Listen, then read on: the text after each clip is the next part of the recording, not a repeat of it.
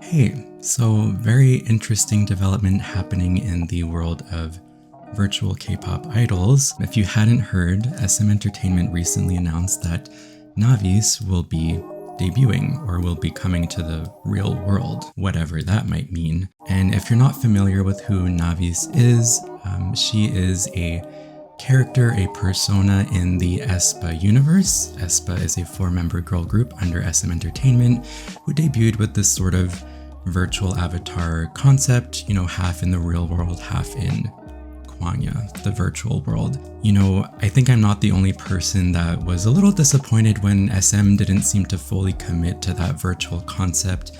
With aespa, I feel like they didn't really go all the way with it until they started teasing Navis being an actual artist.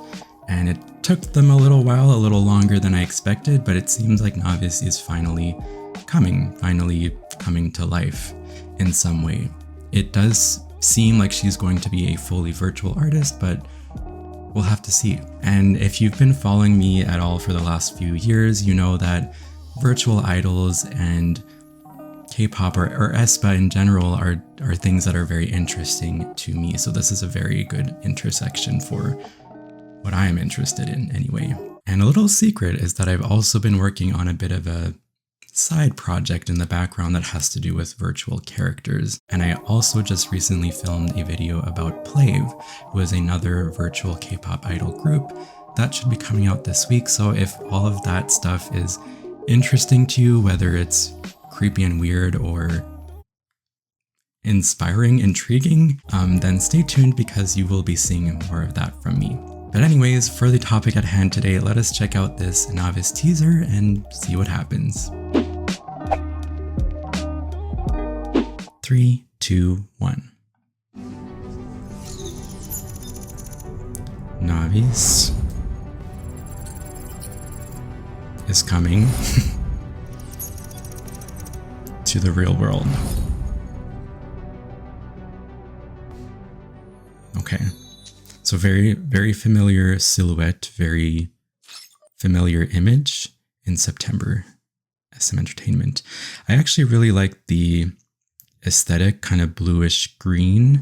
It's like in line with aespa, but also has its own flavor. I guess needless to say, there wasn't a ton of action in this teaser, but I really just wanted an excuse to make a video about it, to talk about some of these feelings and thoughts that I've had about this topic for a little while now. I'm gonna try not to have like super high expectations about where SM could go with this because it's a relatively new market, a new industry, and it could either be a huge miss or a home run.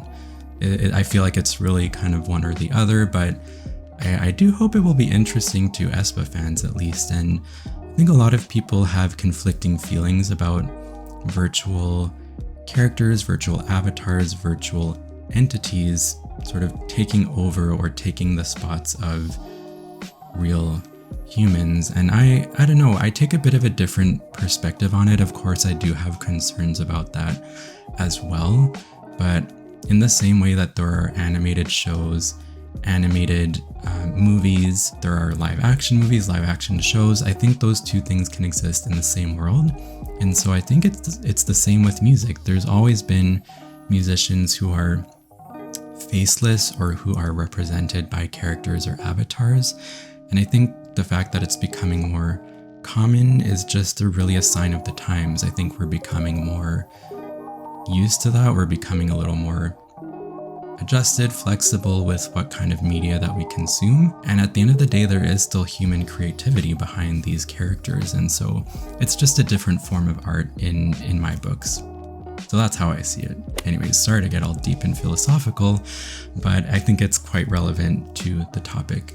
So what are you guys thinking about Navis? What are you thinking about how aespa fits into this? Really curious to know your thoughts about the whole virtual idol thing. It's something I'm pretty interested in, so let me know in the comments down below.